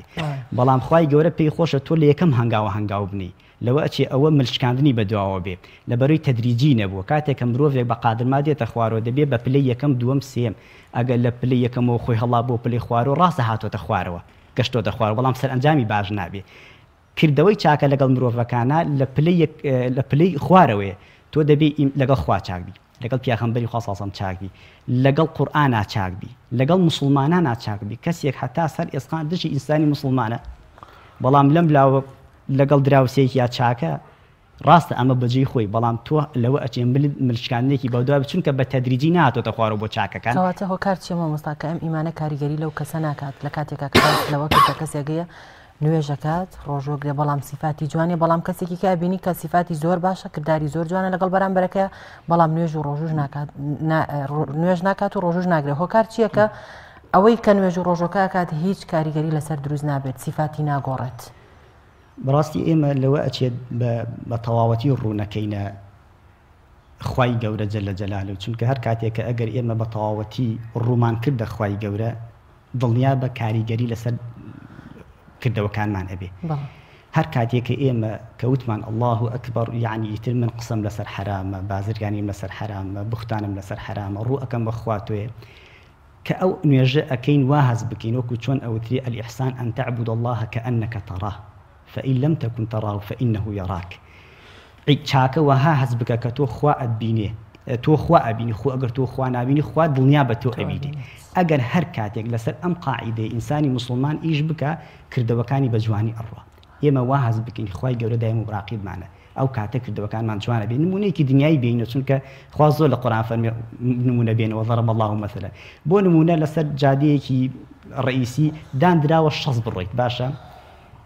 ئەگەر ئەم مرۆڤە بزانێت کامیرەی لێ نییە لە 6 شتی ئەپەڕێنێ ئەگەر بزانێت کامیری لێنە 6 شتی ئەپەڕێنە بۆ چونکە ئەڵێ کامیری لێ نییە مرۆڤ ئەگەر هەستکا خوا ئەیبینێ دایمە قەت سنوورەکان نابەزینێت و کردەوەکانی جوانە بێت ناشکەوێتە ناو ناڕەحەتیەوە بەڵام ئێمە ئەوەمان تێپەڕا ئەوەمان وەلا ناوە کە نوێژ ئەەکەین واز ناکەین خوامان بینێ کاتێک کە ئەڕۆینە دەرەوە هەز ناکەین خوامان بینێ بەڵام کاتێک کە مراقبەی نەفرێکمان بەسەرەوە بێ شێوازێکی ترین کە ئەگەڕێتەوە بۆ نیفاقەکە بۆیە کردار گفتار بێکەوە جوان و بۆندار زۆر سپاس بۆ بەڕێز مامۆستا لێر حەمەکە کە برازانە ینی سپاس بۆ بەڕێستان سپاس دەستی ئەوەش خۆش بێ بەڵێ خۆشەویستان زانیاریەک لەسەر بەکتریایی گەدە چیە با پێکەوە بینەری ئەو زانیاریە بین بەکتریای گەدە چییە؟ بەکتریای گەدە بۆ یەکەم جار لە ساڵی 1970 لەلایەن پزیشکێک و بایۆلۆجیستێکەوە دۆزرایەوە. ئەو بەکتریایە کە بە نزیکەی لە گەدەی نیوەی دانیشتوانی گۆی زەوی بوونی هەیە ڕێگەی تایبەتی خۆی هەیە بۆ ژیان لەناو ئەو کەشە ترشەی گەدەدا. تایبەتمەندیەکانی بەکتریاکە لە هەبوونی پێیەکی درێژکە یارمەتی گەشتنی دەدات بۆ گەشتنی بە دیواری گەدە. هەروەها دەردانی ئەنزیمێک بۆ هاوتاکردنی ترشەڵۆکی گەدە و تێکدانی چڕی مادە پارێزەرەکانی دیواری گەدە. ڕێگاکانی توشبوون نەخۆشیەکە لە ڕێگەی پیسایی و هەروەها دەم و دەستەوە دەگوازرێتەوە. ئەمەش کاتێک کەسێک دەستی بەم بەکتریایە پیس بوو بێت یان کەسەکە خۆراکێکی پیس بوو بەم بەکتریایە بخوات ئەوە مەترسی توشبوونی هەیە. نیشانەکانی هێڵنجدان، ڕەشانەوە، ژانە سک، دڵەکزێ، سکچوون، برسیەتی لە بەیانیان و بوونی بۆنێکی ناخۆش لە دەم. ڕێگاکانی دەستنیشانکردنی گرنگترین ڕێگەی دەستنیشانکردنی بەکتریاکە بریتیە لە یەکەم پشکنینی پیسایی، دووەم پشکنینی لە ڕێگەی هەناسەوە، سێەم پشکنینی خوێن. مەترسیەکانی بڵاوترین ئەو نەخۆشیانی کە بەکتریای گەدە دروستیان دەکات بریتین لە برینی گەدە،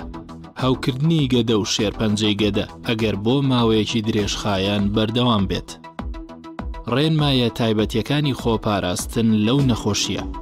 باشترین ڕێگەی خۆپاراستن بریتیە لە گرنگیدان بە پاک و خاوێنی ئاو و خۆراک، دووربوون لە خۆراکی کۆن و دەستگێڕ و زۆر خواردنی خۆراکە خێرا سوورکراوەکان. چارەسەر باشترین چارەسەری پزیشکی بریتیە لە وەرگرتنی کۆرسی دەرمان کە پێک دێت لە دەرمانی کەمکردنەوەی ترشەڵۆکی گەدە لەگەڵ دوو دەرمانی دژە بەکتریای جیاواز کە لە سەرەتادا بۆ ماوەی 10 بۆ 14 ڕۆژ بەکاردێت. دوای ئەو ماوەیە پێویستە پشکنینی دڵنیابوون بۆ لە ناوچوونی بەکتریاکە ئەنجام بدرێت کە دوای 4 هەفتە دەکرێت. کەسێک کە بیەوێ پشکنین بکات ڕێنمایی دەکرێت بەوەی کە بۆ ماوەی 2 هەفتە هیچ دەرمانێکی گەدە و بۆ ماوەی 4 هەفتە هیچ دەرمانێکی دژە بەکتریا بەکار نەهێنێت.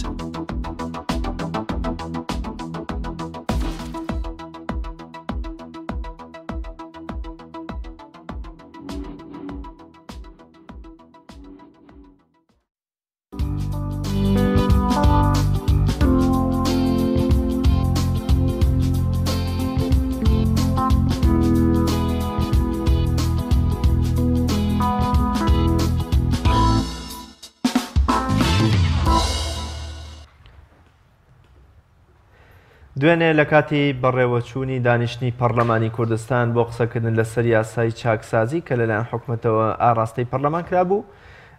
تاکە چین و توێژەیە لە بەردەم پەرلەمان خۆپیشاندانیان ئەنجامدا، بریتی بوون لە خاوەن پێداویستی تایبەتیەکان و کەمەندامان کە داوای مافی خۆیانیان دەکرێت. ئێمە لەم مەڵقەی بەرنامەکەدا لەم تەوەرەی بەرنامەکەدا دەپرسین کە ئەوان چ داوایەکیان هەیە و دەیانەوێت لە یاساکەدا پێگە و مافی ئەوان چۆن دیاریکە لە کاتێکە هێشتا 4 مادە دوێنێ خوێندنەوەی بۆ کرابوو و نەگەشتۆتە سەر کە مندامان تابزانین ئایا یاساکە چی بۆ ئەوان بڕیار داوە و چ ماف و امتیازاتێک بۆ ئەوان دەگەڕێتەوە. بۆ مەبەستە میوانداری زۆر بەڕێز کاک خۆشناوڕەوف لێپرسراوی هیوای کە مندامانمان کردووە. کاک خۆشناگیان زۆر بەخێر بێ و سپاس بۆ ئامادەبوونە. هێشتا یاساکە نەگەشتۆتە ئاستی وە کۆڵی خاوەن پێداویستە تایبەتەکان تا بزانین ئایا ئەو مافەی کە بۆتاندانراوە و چاکسازی کە لە بواری موچەی ئێوە کراوە ئێوە بەدڵتانە شیاوی ئێوە یانە، بۆچی دوێنێ وە کۆڵێ بەرۆکی پەرلەمان گیرا و خۆپیشاندانتان کرد؟ سپاسان دەکەم، سپاس بۆ ئەم گرنگی پێدانە. دیارە یاسای چاکسازی جەنابتان نەزانن یەکێکە لەو یاسایانەی کە دوو ڕەهەندی هەیە، ڕەهەندێکی باشەی هەیە کە ئەگەر بتوانن ئەگەر پێیان بکرێ موچەی پلە باڵاکانی پێدا بەزێنن بۆ ئاستی خوارەوە بۆی جیاوازی چینایەتی کەم بێتەوانێ و هەتا ڕادەی نەمان نەمێنێ. ڕەهەندێکی تریشی سلبیە کە بەرۆشی ئەو چینە هەژارە ئەگرێ کە لە میلەتی ئێمە ئەگەر موچەیەکی کەمیان هەبێ ئەگەر بە شێوەیەکی کەم سودمەند بن لە بودجەی گشتی. دیارە ئێمە وەکو کەمەندامان بۆیە چوونێتە بەردەمی پەرلەمان، بۆیە خۆپیشاندان و ناڕزاییمان دەربڕیوە لەبەرەوەی کە ئەزانین هەر شتێک بکرێ لە مافی کەمەندامان ئەگەر لە سوودی کەمەندامان نەبێ، ئەگەر لە زیادکردنی موچەکانیان نەبێ ئەوە بە دڵنیاییەوە زەرەرا، چونکە خۆی موچەی کەمەندامان لە ڕاستیە خۆی ئەوەندە زۆر نییە، ئیمتیازەکانی کەمەندامان لە بودجەی گشتی خۆی ئەوەندە زۆر نییە هەتاوەکو تۆ بڵێ وڵا لێی ئەبڕم یاخود لێی کەمەکەمەوانێ. ترسی ئێمە ئەوە بووە، ئەوەندەی منیش لێی تێگەشت بم کە پەرلەمانتارە بەڕێزەکان چوونەتە ناو هۆڵی پەرلەمان و یاساکە گەیشتۆتە ئەو مادەی کە باسی کەمەندامانەکە، چونکە ئەو مادەی سێیە جەنابتان نەزانن لە یاساکەیە، مادەی 4 خوێندنەوەی بۆ کراوە تا درەنگانی شەوی ئیمشەو خەریک بوون. من تێناگەم بۆ حکوومەتی هەرێم وا پەلەی کرد لە مەسەلەی هەموارکردنەوەی ئەو پرۆژە یاسایە.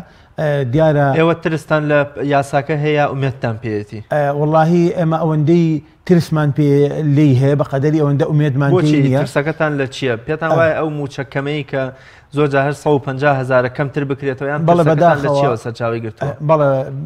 پرسیارەکەی جەنابەت زۆر بەجێیە. بەداخەوە ئەم شەو ئەوەندەی من جۆگری مناقەشەکانی پەرلەمان بووم پەرلەمانتارە بەڕێزەکان نایانتوانی ئەو داکۆچیە بکەن بە تایبەتی من باسی ئەوەی کە مندامان بکەم کە پەیوەستە بە ئێمەوە دوو خاڵ لە یاساکە جێگای مەترسیە یەکێکیان ئەوەیە کە ئەو کەمەندامانەی کە موچەخۆرن حکومەتی هەرێمیان دەستکراوە کردووە لە بڕینەوەی دەرماڵەیەک بە ناوی لەبری کەمەندامی کە بیخاتە سەر ئەو موچانەی کە هەیەە ئەمە وا ئەکە خۆی ئەو کەسە هەر لە ئەسڵا خۆی 100,000 وەرگرتووە حکومەتی هەرێم ئەگەر دەستکراوە بێ لەوەیە دڵنیا بە کەمتری ئەکاتەوە زیاتری ناکا بۆیە ئەمە کێشەیەکی گەورەیە خاڵێکی تر لە کێشەکان کە ئەویش دیسانەوە کێشەیە بۆ ئێمەی کەمەندام مەسەلەی ئەو پێناسەیە کە تۆ وەکو کەمەندام پێێتە و هەڵگیری پێناسەیەکی کە لە وەزارەتی کار و کاروباری کۆمەڵایەتی تۆ بەم پێناسەیە ناسێنراوی کە تۆ کەمەندامی ئەم پێناسەیە کەمەندامان ئیسیفادەی لەکەن لە زۆر حاڵەتە لە زۆر لە نەخۆشخانە تەندروستیەکانە کاتێک کە تۆ ئەم کەسە ئەنێریتەوە سەر دایرەکەی خۆی و لەوێ دەرماڵەیەکی بۆ ئەبڕێتەوانێ لێرە ئەم پێناسەیەشی تۆماتیکی نامێنێت چونکە ئەم پێناسەیە تەنها سوودێک کە ئێمە لی وەرەگرین لە وەزارەتی کاروباری کۆمەڵایەتی تەنها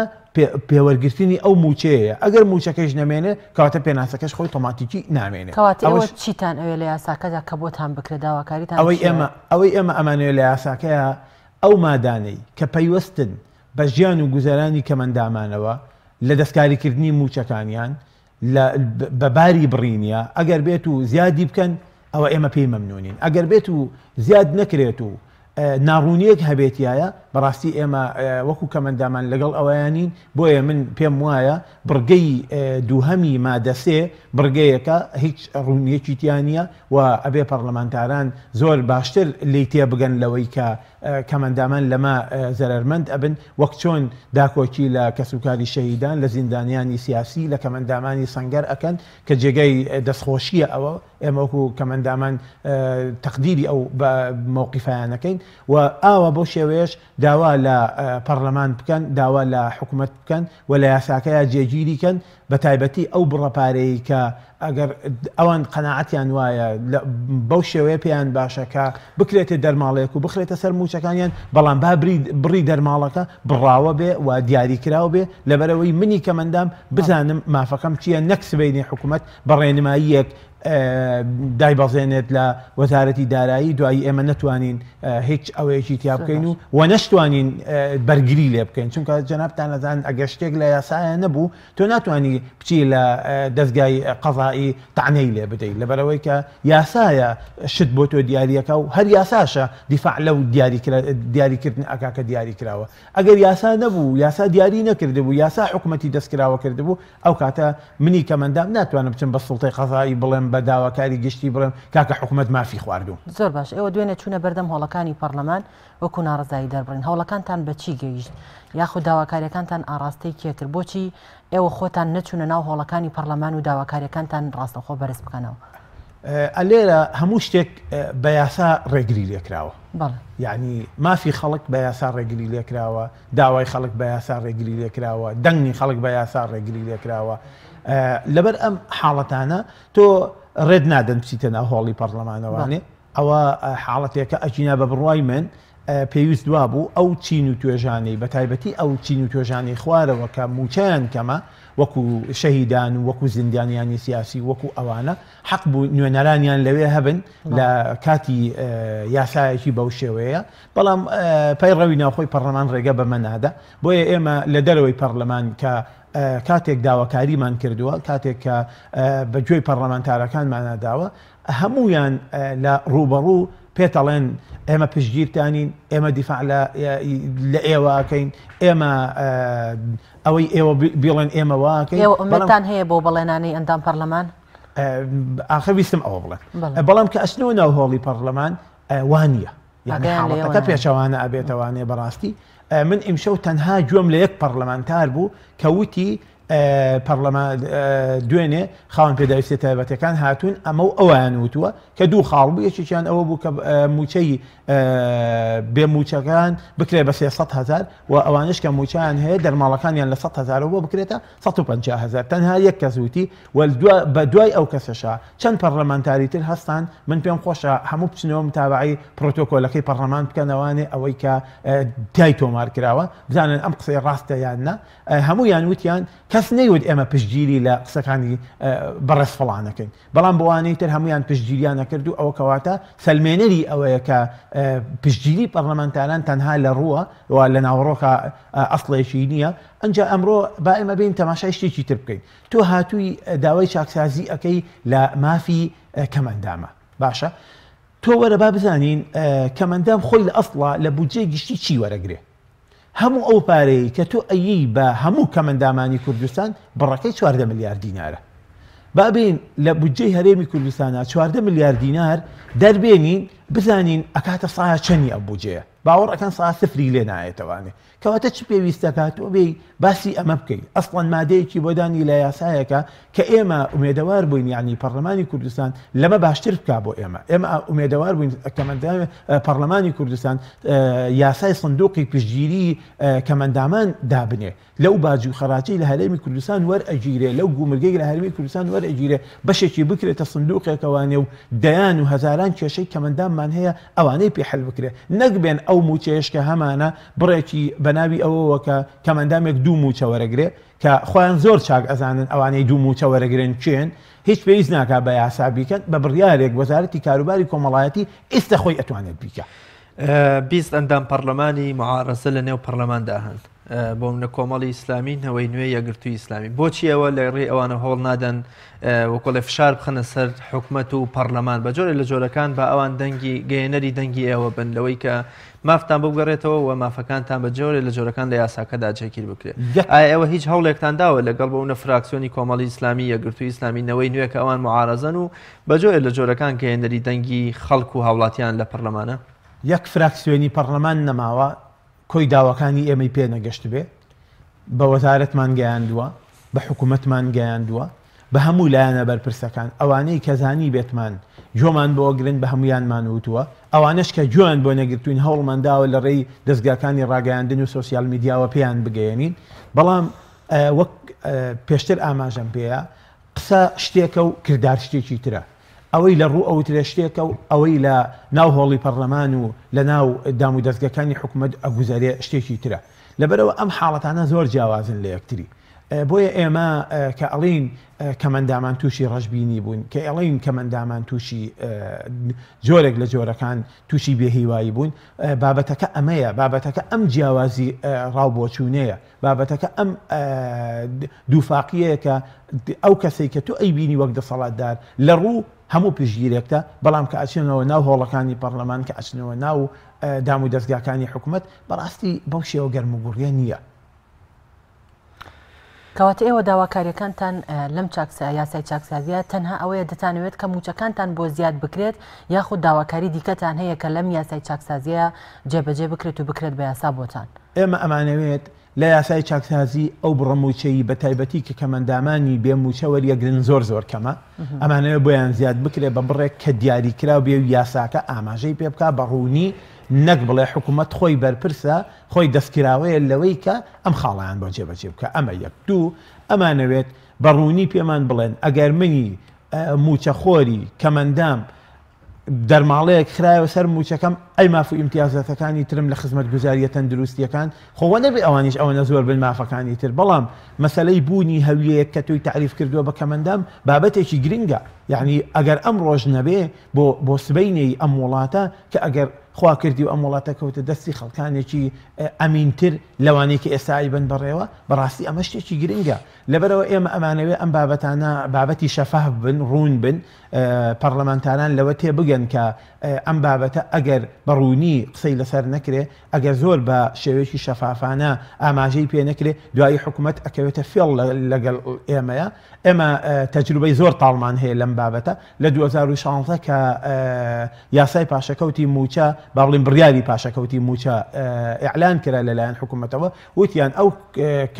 ئەو کەسەی کە موچەکەی لە 300,000 کەمتر بێ پاشەکەوت نایگرێتەوە ئێخۆ کەمەندام 150,000 وەرەگرت و پاشەکەوتیش گرتیەوە کەمەندام 100,000 وەرەگرت و پاشەکەوتیش گرتیەوە ئێمە ئیسیمکارمان کرد 32 ڕێکخراوی کەمەندامی لە بەردەم وەزیری کاروبار کە ئەو کاتە بەڕێز دکتۆر محەممەد هاودیانی بوو جەنابیشان پشتگیرمان بوو ئێمە سپاسی ئەەکەین 3 مانگ نەمان هێژموچەی کەمەندامی تەوسیع بکرێت بە شایەدی هەموو کەمەندامانی کوردستان شایەدی ئەم بابەتەن بەس لەبەر خاتری ئەوەی کە پاشەکەوت نەچێتە سەر موچەکانیان حکوومەت وتی هەر کردومانە و هەر ئەیکەین یەک ساڵی کەژوەری نەگرین ئێمە هەروای لەکەین هەرواشیان لەکرد بۆ قسەی خۆشان بۆ بەڕێز کاک خۆشناوڕۆف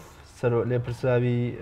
هیوای کەمەندامان سپاس بۆ بەڕێستان بە ئومێدیەوەی تەواوی داواکاری و مافەکانتان لە یاسای چاکسازی جێگیر بکرێ و ئێوەش بە مافی خۆتان بگەن و چی دیکە ئیدەی دەوڵەت و دەسەڵاتداران زوڵم و ستەمتان لێ نەکەن سپاس بۆ بەڕێستان سپاس بۆ ئێوەش زۆر سپاس.